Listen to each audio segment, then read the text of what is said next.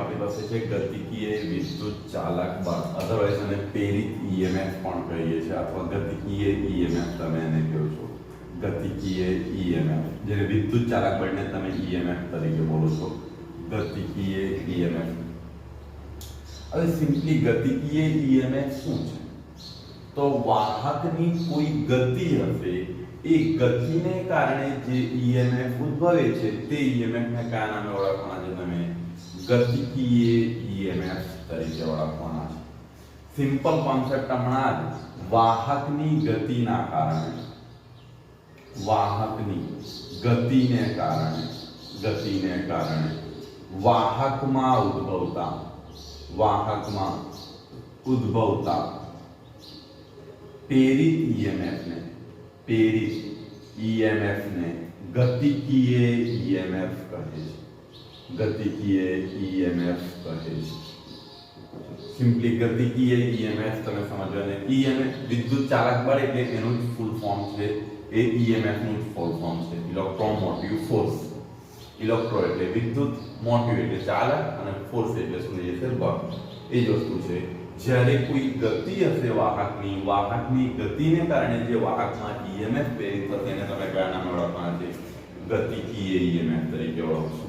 એ EMF ની value પણ હું તમને હાલના તબક્કે બતાવી દઉં છું. E બરાબર આવી છે VVL, જ્યાં V શું છે? વેગ છે. સોરી, આ B ચુંબકીય બળ, ચુંબકીય ક્ષેત્ર છે. L લંબાઈ છે અને V શું છે? વેગ છે. એ સૂત્ર આપણે મેળવવાનું છે.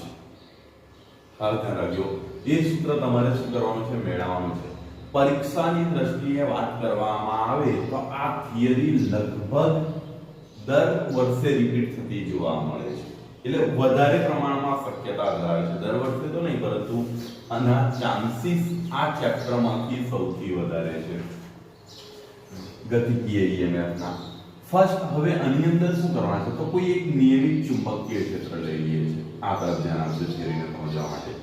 કોઈ એક નિયમિત ચુંબકીય ક્ષેત્ર લેવામાં આવે છે. આ રીતનું ચુંબકીય ક્ષેત્ર સમાન મૂલ્ય નિયમિત છે અને સમાન મૂલ્યનું ને કઈ તરફ છે? અંદર જતી દિશામાં.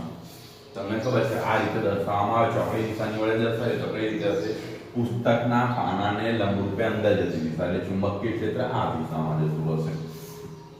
આવું એક સમાન ચુંબકીય ક્ષેત્ર લેવામાં આવ્યું છે. ચુંબકીય ક્ષેત્ર એક સમાન છે. એની અંદર શું કરવામાં આવે છે? યુ આકારનો એક વાહક મૂકવાનો છે. એ વાહક કંઈક આ રીતનો હશે. યુ આકારનો એક વાહક મૂકી દેવાનો છે. ચલો, હવે એ વાહક ની પર છે ને આ બંને, એટલે કે આ વાહક જે છે એના પર ધાતુની આ જે બંને સમાંતર ધારો છે એક પટ્ટો રહે તે રીતે મૂકવાનો છે. આ રીતે. એટલે તમારી સંપૂર્ણ રચના કંઈક આવી થઈ જશે. આ રચનાને સમજવાની ટ્રાય કરો.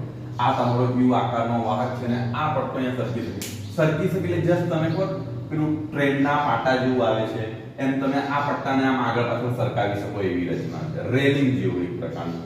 ઘણા સાધનો તમે એવા જોયા હશે. આ ધાતુના પટ્ટાને આમ પણ લાવી શકાય ને આમ પણ લાવી શકાય. એટલે અહીંયા વચ્ચે રેલિંગ જેવું મૂકેલું જશે કે એ રીતના સરકવા માટેનો કોઈ ટ્રેક તૈયાર થયેલો હોય છે. સપોઝ ધાતુનો જે સળિયો છે એને નામ આપી દઉં છું P Q ને અહીંયાથી આપણે આ તરફ લઈ લઈએ R S. આ આપણી બેઝિક કન્ડિશનો થઈ ગઈ છે. ફર્સ્ટ તમે આકૃતિનું વર્ણન કરો કે આકૃતિમાં શું દર્શાવ્યું છે. તો આકૃતિમાં તમે શું લખીશ? તો અહીંયાથી આકૃતિનું વર્ણન તમને આવવું જોઈએ. આકૃતિમાં એક સમાન ચુંબકીય ક્ષેત્રમાં યુ આકારના વાહક પર, આ યુ આકારનો વાહક છે, યુ આકારના વાહક પર અહીં ધાતુનો પટ્ટો લખી દઈએ. PQ સરકી શકે તે રીતે મૂકવામાં આવેલો છે કે જેથી તેનાથી બનતું સમતલ, આ એક સમતલ હતા ચોરસ ભાગ, એ ચુંબકીય ક્ષેત્રને લંબ હોવું. જો ફરીથી હું વર્ણન કરું છું, આકૃતિમાં નિયમિત ચુંબકીય ક્ષેત્ર, નિયમિત ચુંબકીય ક્ષેત્ર B માં યુ આકારના વાહક પર ધાતુનો પટ્ટો ધાતુનો પટ્ટો આંકડો લખી દઈએ PQ એવી રીતે મૂકવામાં આવેલો છે, એવી રીતે મૂકવામાં આવેલો છે કે જેથી તેનાથી રચાતું સમતલ, તેનાથી રચાતું સમતલ કયું સમતલ છે? PQRS, PQRS ચુંબકીય ક્ષેત્રને લંબ રૂપે રહે, ચુંબકીય ક્ષેત્રને લંબ રૂપે રહે. ફર્સ્ટ એ આ એકદમ બાબત ક્લિયર હોવી જોઈએ તમારી અંદર. જુઓ આકૃતિમાં શું છે, એક નિયમિત ચુંબકીય ક્ષેત્રની અંદર યુ આકારનો વાહક લેવામાં આવેલો છે. યુ આકારના વાહક પર એક ધાતુનો પટ્ટો કહે છે તમારો PQ એવી રીતે મૂકવામાં આવેલો છે કે જેથી તેનાથી રચાતું સમતલ કયું છે? PQRS. આ એક સમતલ રચાય છે. સમતલ એટલે એક ચોરસ ભાગ રચાય છે. એ ચુંબકીય ક્ષેત્રને લંબ હોવું જોઈએ. હવે નેચરલી ચુંબકીય ક્ષેત્રને લંબ એટલે કેવી પ્રેક્ટિસ થશે? સપોઝ આ તમારું સમતલ થઈ ગયું તો ચુંબકીય ક્ષેત્ર આ રીતે અંદર જાય છે. અહીંયા ચોકડી નિશાની છે એટલે બધી ચુંબકીય ક્ષેત્ર રેખાઓ અંદર તરફ જાય છે. તો સમતલ અને ચુંબકીય ક્ષેત્ર પરસ્પર લંબ થઈ ગયા. એવું થવાથી શું થશે એ પણ હું તમને રિયાલિટી સમજાવું છું. ચુંબકીય ક્ષેત્ર સપોઝ આ રીતે આવે છે અને આ એનું સમતલ છે તો આને દર્શાવતો ક્ષેત્રફળ સદિશ કઈ રીતે હશે? આ તરફ હશે ને. અને દર્શાવતો ક્ષેત્રફળ સદિશ આ તરફ મળશે ને. તો જો ચુંબકીય ક્ષેત્ર રેખાની દિશાની ક્ષેત્રફળની દિશા કઈ આવી જશે? એક જ આવી જશે ને. તો થીટા કેટલો બની જશે? 0. એટલે ફ્લક્સ ની ડેફિનેશન માં તમને ફાયદો મળશે. કારણ કે ફ્લક્સ નું સૂત્ર શું છે? ફ્લક્સ phi બરાબર b a ડોટ a. તો અહીંયા શું થશે? b a cos 0. તો cos 0 કેટલા થાય? 1. એટલે b a. ક્લિયર થયું? આ બાબતની અંદર ક્લિયર થજો. ફર્સ્ટ મેં તમને કીધું તેમ થિયરી ઇમ્પોર્ટન્ટ છે. તમારો ફર્સ્ટ પોઈન્ટ કયો હોવો જોઈએ જ્યારે તમે થિયરી લખો ત્યારે? ગતિકીય EMF ની વ્યાખ્યા લખો. આ તો આપણે ડેરિવેશન કરવાનું છે ને પાછળથી હટાવી દઈએ. તો વાહકની કોઈ ગતિને કારણે વાહકમાં ઉદ્ભવતા પ્રેરિત EMF ને તમે કયા નામે ઓળખવાના છે? ગતિકીય EMF કહે છે. આકૃતિ ડ્રો કરો. આકૃતિની અંદર કોઈ વસ્તુ નથી. Q આકારનો એક વાહક લેવાનો છે અને એના પર ધાતુનો આ પટ્ટો સરકી શકે એ રીતે ગોઠવવાનો છે. આવી રચના છે ને તમને ક્યાં જોવા મળે છે? જનરલી આ રોડ પણ બનાવતા હોય છે. જ્યારે RCC રોડ બનાવે ત્યારે તમે જુઓ બંને સાઈડની ચેનલ ફિક્સ હોય છે ને પેલો ધાતુનો આગળવાળો પટ્ટો સરકાયા કરે. એ રીતની રચના. એટલે આ પટ્ટો સરકી શકે એવી રચના ગોઠવવામાં આવેલી છે. તે રીતે જ્યાં બ્લોકનું કામ ચાલતું હોય છે ને, બ્લોક પણ બનાવે ને લોકો, જેમ આપનો બ્લોક ગયો તેમ આ પટ્ટો સરકાવીને આમ સેટ કરી દે અને અંદર જે મટીરીયલ હોય તે નાખી દે એટલે ફિક્સ થઈ જાય એ ભાગ. આ રીતના આ પટ્ટો સરકી. ટૂંકમાં આ જે PQ ભાગ છે મૂવેબલ છે. અહીંયા ગતિ કરી શકે. એને તમે આ તરફ પણ ગતિ કરાવી શકો છો, આ તરફ. આકૃતિ ફર્સ્ટ એની ડેફિનેશન આકૃતિ ડ્રો કરી. આકૃતિમાં શું છે? તો નિયમિત ચુંબકીય ક્ષેત્ર B માં U આકારના વાહક પર ધાતુનો પટ્ટો PQ એવી રીતે મૂકવામાં આવે છે કે જેથી તેનાથી રચાતું સમતલ PQRS ચુંબકીય ક્ષેત્રને શું રહે? લંબ રહે. અહીંયા લખી દઈએ. અહીં ધાતુનો પટ્ટો, અહીં ધાતુનો પટ્ટો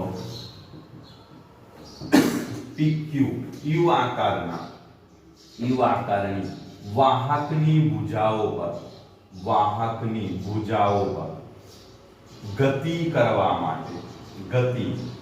માટે મુક્ત છે.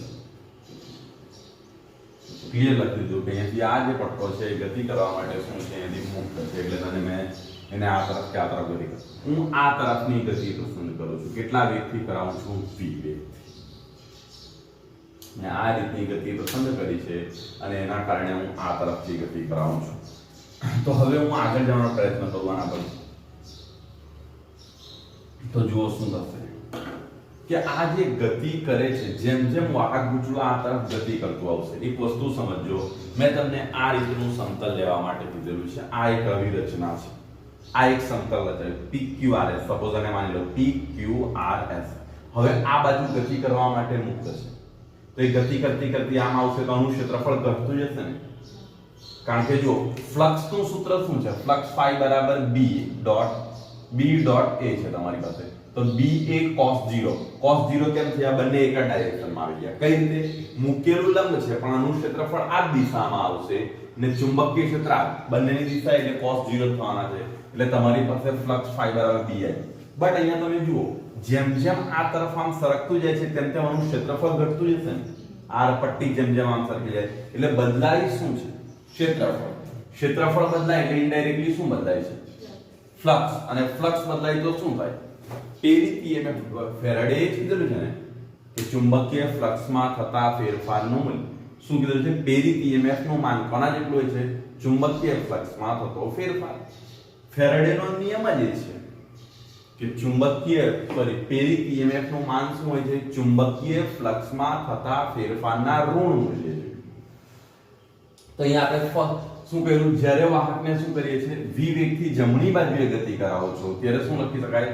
બંધ લૂપ કયું? PQRS વડે ઘેરાતું ક્ષેત્રફળ શું થાય છે? સતત બદલાય છે. એટલે અહીંયાથી એ મુદ્દો આપણે નોંધી લઈએ. જ્યારે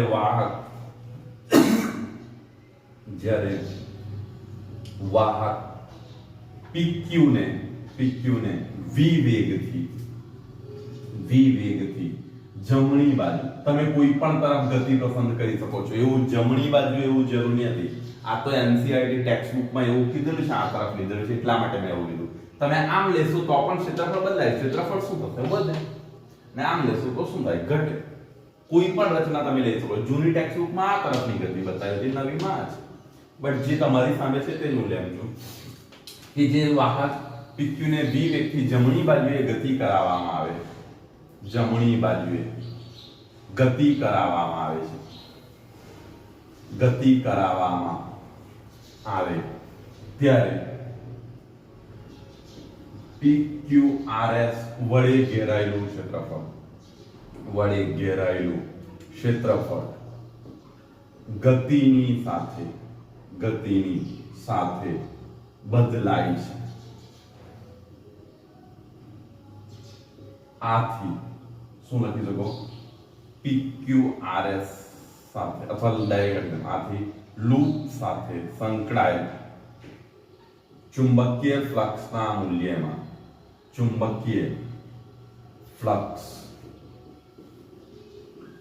phi ના મૂલ્યમાં ફેરફાર થવાથી પ્રેરિત EMF ઉદ્ભવે છે. તમે વાક્ય પૂર્ણ કરી દેજો. શું થાય છે? આની સાથે સંકળાયેલું ક્ષેત્રફળ બદલાય છે. ક્ષેત્રફળ બદલાય એટલે શું થાય? ફ્લક્સ બદલાય છે. ફ્લક્સ બદલાશે તેની અંદર શું ઉદ્ભવે છે? પ્રેરિત EMF ઉદ્ભવે છે. હવે આપણે ધારી લઈએ, ધારો કે t સમયે હું ધારી લેમ છું. કોઈ એક સમય લઈ લીધો, જે સમયે આની લંબાઈ હું લઈ લેમ છું QR બરાબર x લઈ લેમ છું. કોઈ એક મૂલ્ય ધારવું પડશે. QR બરાબર હું કેટલા ધારી લેમ છું? x. અને આ તરફની લંબાઈ હું વાહક જે ગતિ કરે છે એની લંબાઈ l ધારી લેમ છું. અને બીજું કયું લઈ લેમ છું? અહીંયાથી SR બરાબર PQ બરાબર કેટલા થશે તમારી પાસે? f. આ રીતના લઈએ કે PQ બરાબર આપણે આ લીધું. હવે ફ્લક્સ નું સૂત્ર લખું તો હવે ફ્લક્સ phi બરાબર શું થશે? ફ્લક્સ phi બરાબર તમારી પાસે શું આવે છે? B dot A. એટલે શું આવશે? BA cos 0. cos 0 કેમ આવ્યા તે ખબર છે ને? ક્લિયર. પૃષ્ઠ ચુંબકીય ક્ષેત્ર આ તરફ છે, પૃષ્ઠ આમ મૂકેલું છે, તેની દિશા પણ આમ જ થશે એટલે cos 0. ચલો ફ્લક્સ અહીંયાથી B A એટલે શું થઈ જાય? ક્ષેત્રફળ. હવે આ એક લંબચોરસ લૂપ છે. લંબચોરસનું ક્ષેત્રફળ શું છે? લંબાઈ ગુણ્યા પહોળાઈ. લંબાઈ L અને પહોળાઈ કેટલી છે? x. એટલે અહીંયા કેટલા આવી જશે? Lx. અને cos 0 કેટલા થાય? 1. એટલે તમારી પાસે શું આવશે? BLx. આ તમે બતાવી. હવે ફેરાડેના નિયમ મુજબ તમે શું લખી શકો? ફેરાડેના નિયમ મુજબ તો જો ફેરાડેના નિયમ મુજબ તમે શું લખવાના? પ્રેરિત EMF. તો પ્રેરિત EMF નું માન શું છે? -d phi by dt છે ને. ફેરાડેનો નિયમ આ છે. જો n આંટાઓ હોય તો આગળ n સૂત્ર આવે છે. હવે આની વેલ્યુ મૂકી દો તો અહીંયાથી શું આવશે? -d by dt અને અહીંયા શું આવી જશે? BLx. EMF નું સિમ્બોલ લઈ લઈએ. ચલો અહીંયાથી શું થશે? B અને L અચળ છે. dx by dt જો અહીંથી આ તરફ ધ્યાન આપજો, માત્ર કઈ વસ્તુ બદલાય છે? આ અંતર જ બદલાય. જેમ આ તરફ ગતિ થતી જશે તેમ x નું મૂલ્ય આ ઘટતું જશે. આ વાહક જેમ જેમ આમ આવતું જશે તેમ તેમ x ની લંબાઈ બદલાતી જશે ને. બાકી આ તો અચળ રહેશે, ચુંબકીય ક્ષેત્ર પણ અચળ રહેશે. હવે જુઓ આ શું થઈ ગયું? x એક પ્રકારનું અંતર છે ને, અંતરનું સમયની સાપેક્ષે વિકલન શું દર્શાવે છે? વેગ. અંતરનું સમયની સાપેક્ષે કરેલું વિકલન શું દર્શાવે છે? વેગ માઈનસ vl. અહીંયા વેગ ઘટે છે, સોરી આ તરફ અંતર ઘટે છે એટલે આપણે કયું લઈશું? એનું માઈનસ ચિહ્ન લઈશું, એટલે માઈનસ v. એટલે પ્રેરિત EMF કયું થશે? vlv. આ તમારું શું છે? ગતિકીય EMF છે. સિમ્પલી આ કોન્સેપ્ટ છે. થિયરીને સમજવાના પ્રયત્ન કરો. મોસ્ટ ઇમ્પોર્ટન્ટ થિયરી છે આ ચેપ્ટરની, મોસ્ટ ઇમ્પોર્ટન્ટ. અને પછી ફેરાડેનો રૂલ્સની વેલ્યુ છે. એક્ઝામની દ્રષ્ટિએ હમણાં સુધીના જેટલા પેપર લેવાઈ ગયા છે તેના પરથી કેમ છું. ફર્સ્ટ, ગતિકીય EMF ની વ્યાખ્યા તો શું છે? વાહકની કોઈ ગતિને કારણે વાહકમાં ઉદ્ભવતા પ્રેરિત EMF ને કારણે ઓળખવામાં આવે છે ગતિકીય EMF કહે છે. એની ફિગર ડ્રો કરો. ફિગરમાં શું છે? યુ આકારનો એક વાહક છે, એના પર ધાતુનો એક પટ્ટો સરકી શકે તે રીતે રાખવામાં આવેલો છે. ચુંબકીય ક્ષેત્ર સમાન છે એટલે એનું વર્ણન કરવામાં આવ્યું. આકૃતિમાં નિયમિત ચુંબકીય ક્ષેત્ર B માં યુ આકારના વાહક પર ધાતુનો પટ્ટો PQ એવી રીતે મૂકવામાં આવ્યો છે કે જેથી તેના ધાતુનું સમતલ કહ્યું છે PQRS. ચુંબકીય ક્ષેત્રને શું રહે? લંબ રહે. અહીં લખવાનું, અહીં ધાતુનો પટ્ટો PQ એ યુ આકારના વાહકની ભુજાઓ પર સરકવા માટે શું છે? મુક્ત છે, એટલે તમે એને ગતિ કરાવી શકો છો. હવે શું કરવામાં આવે છે?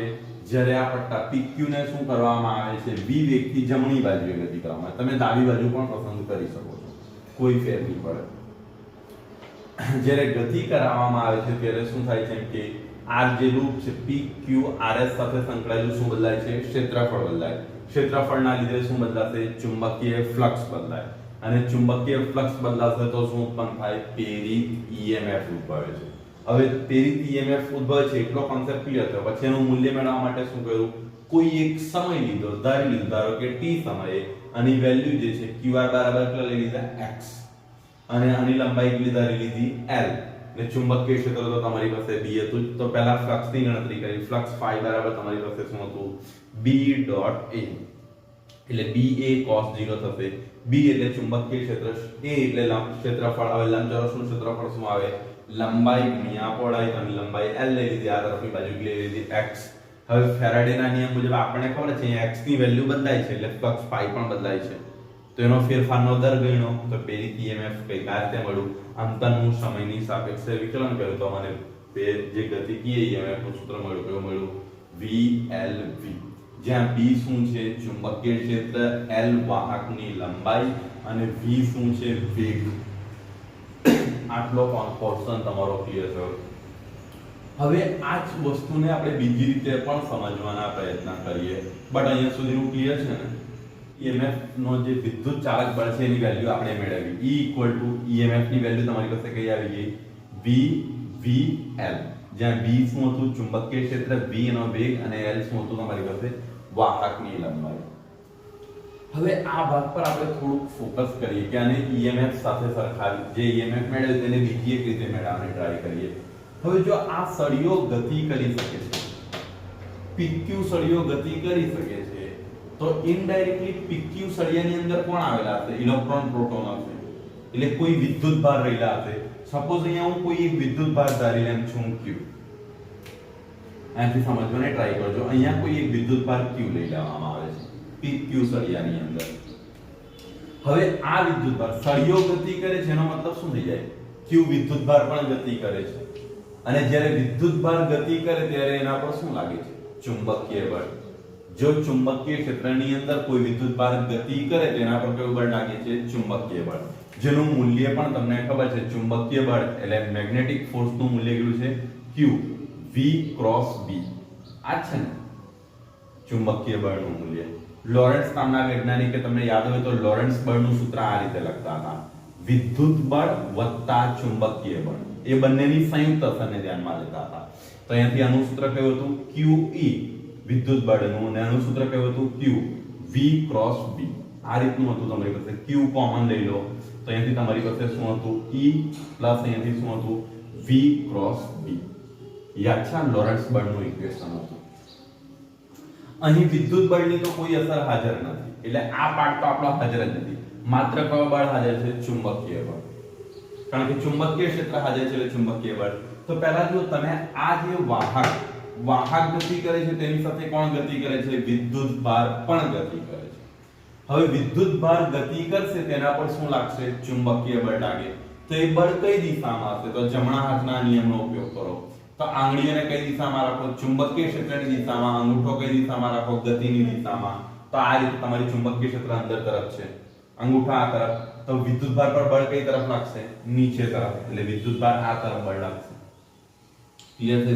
હવે વિદ્યુતભાર એક અહીંયા તમને જે બળ મળે છે જમણા હાથના નિયમથી એ કયું છે ધન વિદ્યુતભાર પર લાગતું બળ છે તો ઋણ ઉપર એના કરતા કઈ દિશામાં લાગતું હશે વિરુદ્ધ દિશામાં બીજું આની અંદર વાહકની અંદર ઇલેક્ટ્રોન અને પ્રોટોન બંને આવેલા છે પણ તમને ખબર છે પ્રોટોન પોતાની જગ્યા પોતાનું સ્થાન બદલતા નથી કોણ પોતાનું સ્થાન બદલશે ઇલેક્ટ્રોન તો ઇલેક્ટ્રોન પર બળ કઈ તરફ લાગશે ઉપર તરફ તો બધા જ ઇલેક્ટ્રોન ગતિ કરીને ક્યાં જવાનો પ્રયત્ન કરશે ઉપર તરફ આવવાનો પ્રયત્ન કરશે તો બધા ઇલેક્ટ્રોન કંઈક આ તરફ ગોઠવાઈ જશે આ રીતે ઋણ વિદ્યુતભાર અહીંયા આવી જશે તો આ તરફ તમારો કયો વિદ્યુતભાર ખુલ્લો થતો જશે ધન વિદ્યુતભાર ખુલ્લો થતો જશે ઇનડાયરેક્ટલી આ તરફ કયો ધન વિદ્યુતભાર હવે તમે જુઓ તો આ પોઝિશન કઈ થઈ ગઈ એક પ્રકારની બેટરી બની ગઈ વિદ્યુત કોષ બની ગયો જુઓ આ તરફ ઋણ વિદ્યુતભાર ને આ તરફ કયો વિદ્યુતભાર આવી ગયો ધન વિદ્યુતભાર આવી ગયો એક પ્રકારની બેટરી વિદ્યુત કોષનું ફોર્મેશન થઈ ગયું ને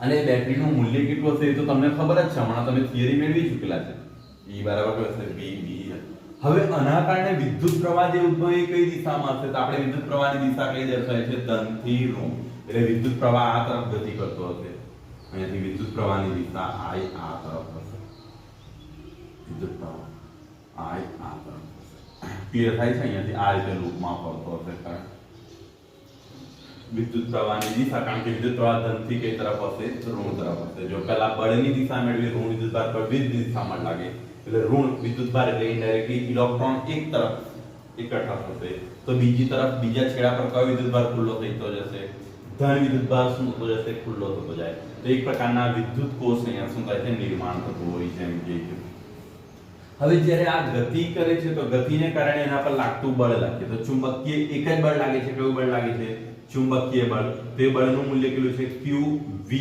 ક્રોસ B હવે તમને ખબર છે વેગની દિશા અને ચુંબકીય ક્ષેત્રની દિશા પરસ્પર કેવી છે લંબ છે વેગ આ તરફ છે મારા તરફ આવે છે ચુંબકીય ક્ષેત્ર અંદર જાય છે તો બંને પરસ્પર કેવા છે લંબ અને ક્રોસ ગુણાકારમાં તમને ખબર છે A ક્રોસ B માં શું આવે છે AB sin θ ક્રોસ ગુણાકારમાં શું આવે છે sin θ 11મા ધોરણમાં આવી ગયેલું છે અને ડોટ ગુણાકારમાં શું આવે છે cos θ તો અહીંયા આ બળનું જો હું માત્ર મૂલ્ય લખું તો Q V B અને એટલા આવી જશે sin 90 sin 90 કેટલા થશે 1 તો Q V B આટલું કયું બળ લાગે છે લોરેન્ટ્ઝ બળ અને તમે લોરેન્ટ્ઝ બળ તરીકે ઓળખો છો કારણ કે અહીંયા ચુંબકીય બળ તો હાજર છે નહીં એટલે આટલા મૂલ્યનું કયું બળ અનુભવે છે લોરેન્ટ્ઝ બળ અનુભવે છે હવે તમારે આ દરમિયાન થયેલું જો કાર્ય ગણવું હોય તો કાર્યની ગણતરી તમે કઈ રીતે કરી શકો બળ ગુણ્યા તમે શું કરી શકો છો સ્થાનાંતર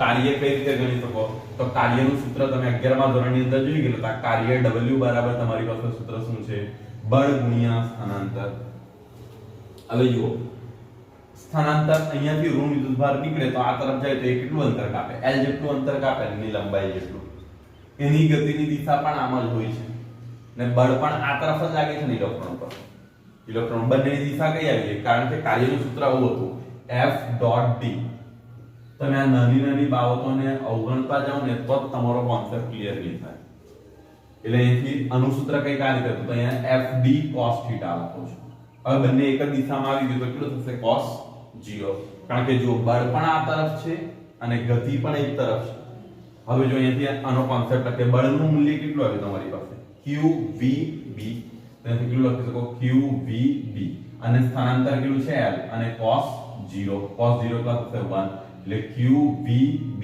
* L કાર્ય તમને મળી ગયું। હવે કોઈને યાદ હોય તો કાર્ય પરથી આપણે વિદ્યુત સ્થિતિમાન વ્યાખ્યાયિત કરેલું છે ચેપ્ટર નંબર 2 ની અંદર। જો તમે ચેપ્ટર નંબર 2 ના વિડિયો જોયા હોય તો પહેલા બે વિડિયોની અંદર આ ટોપિકની ચર્ચા કરવામાં આવેલી છે। વિદ્યુત સ્થિતિમાન શું છે તો વિદ્યુત સ્થિતિમાન કઈ રીતે વ્યાખ્યાયિત કરેલું તો અહીંયાથી વિદ્યુત સ્થિતિમાન જેને તમે કયા નામે ઓળખો છો અહીંયાથી વિદ્યુત સ્થિતિમાન જેને EMF પણ કહો છો તો એ કઈ રીતે વ્યાખ્યાયિત કરવામાં આવે છે કાર્ય ભાગ્યા વિદ્યુતભાર।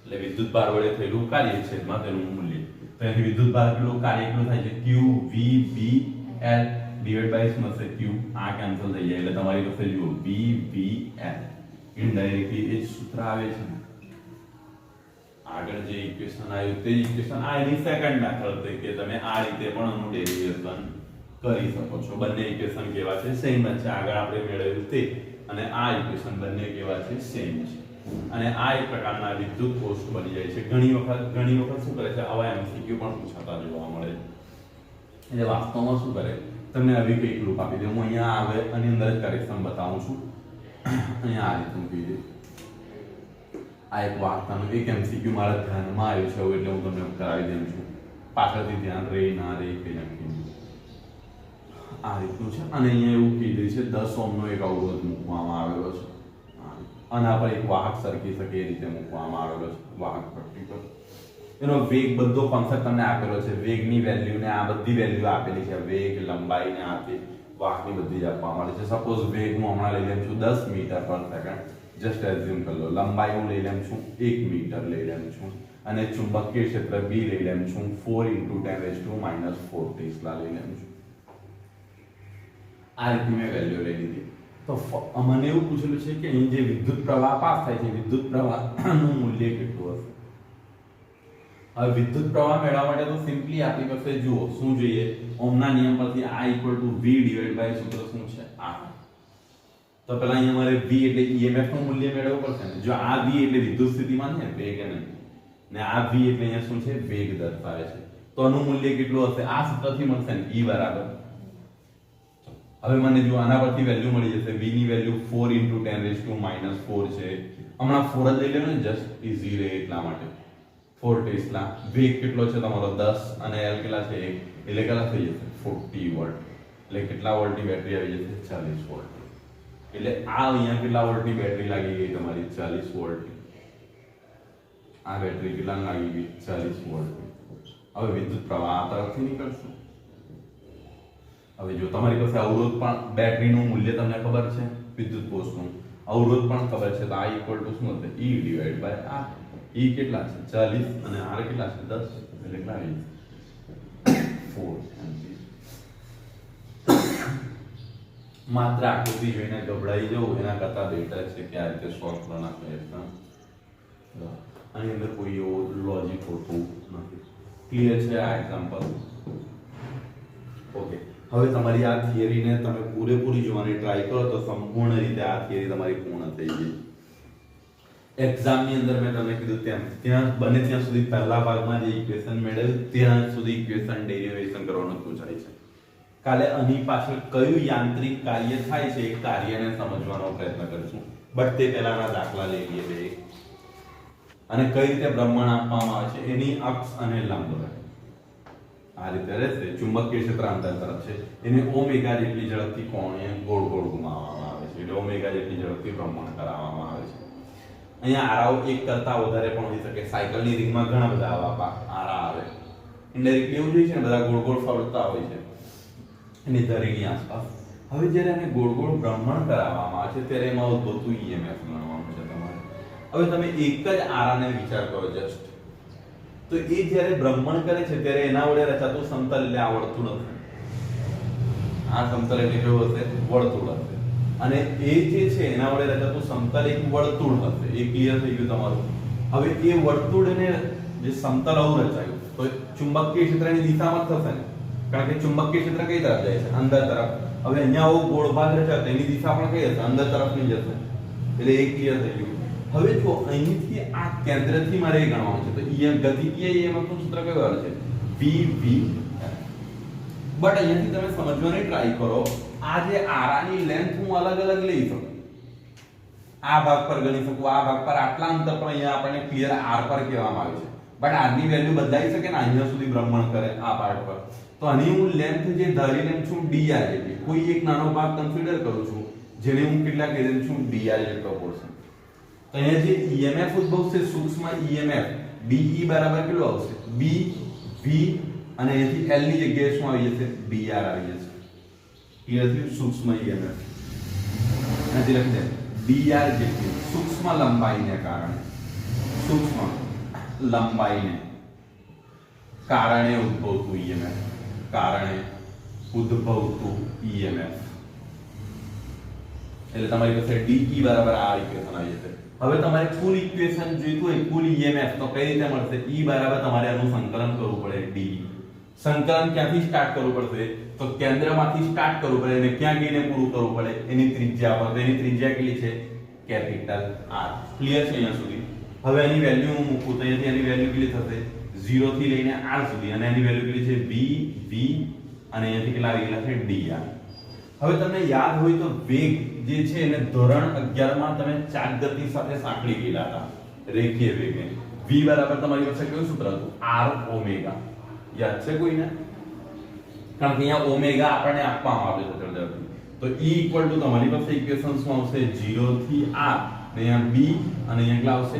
r ઓમેગા અને અહીંયા શું જશે? dr. હવે ચુંબકીય ક્ષેત્ર b અને ઓમેગા બંને કેવી વસ્તુ છે? અચળ છે, કારણ કે અચળ કોણીય વેગથી. તો અહીંયા એ બંને વસ્તુ નીકળી આવશે, b અને ઓમેગા. તમારી પાસે શું રહ્યા? 0 r r dr. આની ઘાત કેટલી છે? 1. હવે તમને આનું સંકલનનું સૂત્ર યાદ હશે, x⁴n બરાબર શું છે? n + 1 ડિવાઇડ બાય શું છે? n + 1. અહીંયા r ની કેટલી ઘાત છે? 1. એટલે અહીંયા શું થશે? b omega. આનો જો સરવાળો કરો તો 1 + 1 એટલે કેટલા થઈ જશે? 2 ડિવાઇડ બાય કેટલા થઈ જશે? 2. લિમિટ ક્યાંથી લેવાની છે? 0 થી કેપિટલ R. એટલે કેટલા આવશે? b omega. પહેલા અપર લિમિટ મૂકો, r² divide by 2 minus lower limit એટલે 0. એટલે તમારી પાસે કયું ઇક્વેશન આવી જશે? b omega r² divide by 2. એટલે કેટલા આવી જશે? 1/2 b ઓમેગા r. હવે તમને જુઓ, જે રકમ આપવામાં આવી છે એની અંદર ચુંબકીય ક્ષેત્રની વેલ્યુ પણ આપવામાં આવી છે, ઓમેગાની વેલ્યુ પણ આપવામાં આવી છે, અને ત્રિજ્યાની વેલ્યુ પણ આપવામાં છે. એની અંદર કિંમત મૂકી દો એટલે તમારો આન્સર આવી જશે. ક્લિયર ખબર પડી છે? આ ઇક્વેશન તમારે યાદ પણ રાખવાનું છે, MCQ માં કામ આવે છે. ક્લિયર છે? હવે આ વસ્તુ તમે જો, ચુંબકીય ક્ષેત્રની વેલ્યુ તમને કેટલી આપવામાં આવે છે હું કહી દઉં છું. રેડિયસ કેટલી છે? ત્રિજ્યા તમારી 1 મીટર આપવામાં આવે છે. ચુંબકીય ક્ષેત્ર 1 ટેસ્લાનું છે. જો અહીંયાથી હું કહી દઉં છું કઈ કઈ વેલ્યુ છે. b બરાબર તમને કેટલા આપવામાં આવ્યા છે? 1 ટેસ્લા. r બરાબર કેટલા છે? 1 મીટર. અને ઓમેગા ની વેલ્યુ કઈક તમે જુઓ કઈ રીતે આપવામાં આવે છે? 50 રિવોલ્યુશન કે શું આપવામાં આવે છે? હા, 50 રિવોલ્યુશન પર સેકન્ડ. હવે જો રિવોલ્યુશન એટલે એક ભ્રમણ થશે, એને તમારે રેડિયનમાં કન્વર્ટ કરવું પડે. તો એક ભ્રમણ કરે ત્યારે કેટલું રેડિયન થાય? 2π થાય. એટલે અહીંયા કેટલા આવી જશે? 2π ઇન્ટુ શું અહીંયા આવી જશે? રેડિયન પર શું થઈ જશે? સેકન્ડ. આની વેલ્યુ તમારે આ કન્સિડર કરવાની. હવે આ વેલ્યુ મૂકી દો તો જો અહીંયા b ની વેલ્યુ કેટલી છે તમારી પાસે? 1. ઓમેગા કેટલા આવી ગયા? 50 દુ કેટલા થઈ જશે? 100π. અને r કેટલા છે તમારી પાસે? 1 પાઈ ની વેલ્યુ કેટલી થશે તમારી પાસે? 3.14 ભાગ્યા 2. એટલે અહીંયા કેટલા આવી જશે? 1.57 ગુણ્યા 100 કરશો એટલે કેટલા આવી જશે? 157 વોલ્ટ. ક્લિયર છે તમારી પાસે? હવે તમે જો ઉદાહરણ 6.7, ઉદાહરણ 6.7 એની અંદર પણ સેમ વેલ્યુ છે. વેલ્યુ બદલવામાં આવી છે બટ કોન્સેપ્ટ આ જ છે 6.7 અંદર. બટ ત્યાં ચુંબકીય ક્ષેત્ર તમને જે આપવામાં આવ્યું છે ગોસ એકમમાં આપવામાં આવ્યું છે, SI એકમમાં નથી આપવામાં આવ્યું. ઉદાહરણ જે 6.7 છે, સેમ કન્ડિશન, બધી વસ્તુ સેમ છે, બટ ચુંબકીય ક્ષેત્ર આઈ થિંક 0.4 ગોસ આપવામાં આવ્યું છે. કદાચ કોઈ વેલ્યુ આમ તેમ હોઈ શકે, એને ટેસ્લામાં કન્વર્ટ કરજો. 1 ગોસ ઇક્વલ ટુ 10⁻⁴ ટેસ્લા. એટલે અહીંયા કેટલા થઈ જશે? 10⁻⁴ ટેસ્લા. બાકીની દરેક વેલ્યુ તમારી પાસે હશે. ત્યાં જે ઓમેગા આપવામાં આવે છે 60 રિવોલ્યુશન પર સેકન્ડ છે આઈ થિંક, અધરવાઇઝ મિનિટ હશે, જે કોઈ વેલ્યુ હોય તે. તો 60 ઇન્ટુ અહીંયા કેટલા આવી જશે તમારી પાસે? 2π. મિનિટ એટલે કેટલા થઈ જશે તમારી પાસે? 60 મિનિટ ને સેકન્ડમાં કન્વર્ટ કરવું પડશે ને. રિવોલ્યુશન એટલે યાદ રાખજો 2 પાઈ આખું બ્રહ્માંડ થાય એટલે અહીંયા શું આવી જશે રેડિયન પર સેકન્ડ. 60 કટ કરી દો, જે હશે તે વેલ્યુ કદાચ આમ તેમ હોઈ શકે તમારી રેડિયન પર સેકન્ડ. હવે તમારી પાસે આ ઇક્વેશન છે E ઇક્વલ ટુ કયું છે તમારી પાસે 1/2 b ઓમેગા r સ્ક્વેર. એની અંદર વેલ્યુ મૂકી દો એટલે તમારો આન્સર આવી જશે. એટલે આ તમારું શું થયું ઉદાહરણ 6.6 અને 6.7. ફર્સ્ટ તો ગતિકીય EMF ની થિયરી ઇમ્પોર્ટન્ટ છે, એના પછી આપણે ન્યુમેરિકલ્સ છે એ પણ બંને અગત્યના છે. ચાલે આ જ વસ્તુને આપણે એની યાંત્રિક ઉર્જાના સ્વરૂપમાં સરખાવીને